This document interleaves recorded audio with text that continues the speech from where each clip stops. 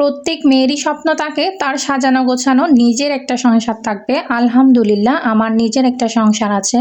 আমার সংসারে আমি আমার নিজের ইচ্ছে মতো সবকিছু করতে পারি আলহামদুলিল্লাহ। হ্যালো এভরিওয়ান, আসসালামু আলাইকুম, welcome to my new mini blog. আজকেও তোমাদের সাথে আমার দৈনন্দিন কাজের একটা ছোট্ট মিনি ব্লগ নিয়ে চলে এসেছি। আশা করছি তোমাদের অনেক বেশি ভালো লাগবে। তো প্রত্যেকেরই সকালটা শুরু হয় চা দিয়ে, আমিও তার ব্যতিক্রম নয়। সকাল সকাল ঘুম থেকে উঠে চা বসাই দিলাম। এদিকে মেয়ে স্কুলে যাবে, রাতেই বলে রেখেছিল ওর ভাগের দুধগুলো দিয়ে ও দুধ ভাত খাবে। দেন আমি ওর জন্য দুধ ভাত মেখে এগুলো সবকিছু একসাথে আমি ওভেনে গরম করতে দিয়ে দিয়েছি। আমি সব সময় একটা প্লেটে সবকিছু নিয়ে ওভেনে ঢুকাই দিই গরম হওয়ার জন্য। তারপর আমার মেয়েকে ভাতগুলো খাওয়াই দিলাম খুব সুন্দরভাবে। ওরা চলে যাওয়ার পর আমি ওয়াশিং মেশিনে কাপড় ধোয়ার জন্য বসাই দিয়েছি। দেন তারপর আমি আমার ড্রয়িং রুমটাকে খুব সুন্দরভাবে গুছিয়ে নিয়েছি। প্রত্যেক মেয়েদেরই স্বপ্ন থাকে তার সাজানো গোছানো একটা সুন্দর ড্রয়িং রুম হবে। আমিও আলহামদুলিল্লাহ আমার ড্রয়িং রুমটাকে নিজের পছন্দ মতো সাজিয়েছি। খুব একটা দামি জিনিস নেই, কিন্তু যতটুকু করতে পেরেছি আলহামদুলিল্লাহ এটা আমার নিজের পছন্দের, নিজের পছন্দ করে কেনা সবকিছু দিয়ে আমি একটু একটু করে আমার সংসারটা গুছিয়েছি।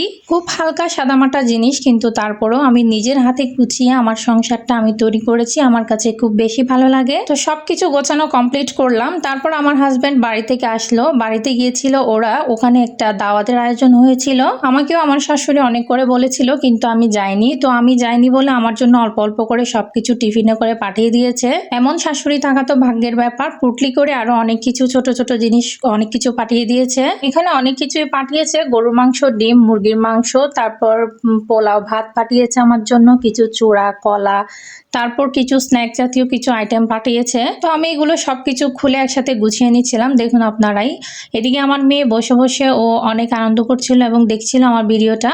বলতেছিল যে ভিডিওতে ওকে তোলার জন্য, যাতে ও ভিডিওটা দেখতে পায়, ওকে যে ভিডিওটা দেখা যাচ্ছে সেটা। এখানে আমাদের আনা চিরাগুলো আমি একটা বয়ামের মধ্যে ঢুকিয়ে নিচ্ছিলাম, সবকিছু সুন্দর মতো গুছিয়ে নিচ্ছিলাম। গুছিয়ে নিতে নিতে এদিকে আমি ওয়াশিং মেশিনে ধুতে দেওয়া কাপড়টাও কিন্তু ওয়াশিং মেশিনে ধোয়া হয়ে যাওয়ার পর আমি বিলিয়ে দিয়েছিলাম। এখানে অনেক আগে কিছু নিমকি পড়েছিল এই বয়ামের মধ্যে, এগুলো কেউ খাচ্ছে না বলে আমি ডাস্টবিনে ফেলে দিলাম। এবং এখানে কিছু স্ন্যাক জাতীয় আইটেমগুলো আমি ভিতরে ঢুকিয়ে রাখছিলাম। এদিকে বাইরে থেকে এত বাতাস আসছে, পর্দাটা উড়লেই আপনারা দেখতে পাচ্ছেন কত বাতাস। আমার বাসায় আসলে অনেক বাতাস, অনেক প্রাকৃতিক বাতাস খেতে পারি। ফ্যান না ছাড়লেও আমার বাসায় তেমন গরম লাগে না। তারপরে এগুলো আমি একটা পাতিলের মধ্যে ঢেলে নিচ্ছিলাম সবকিছু। আমি একজনের জন্য যেহেতু দিয়েছে, সবাই খেয়ে এসেছে, তো একজনের জন্য খুব অল্প পরিমাণ দিয়েছে, তাই আমি সবগুলো একসাথে একটা বাটিতে ঢেলে নিচ্ছিলাম।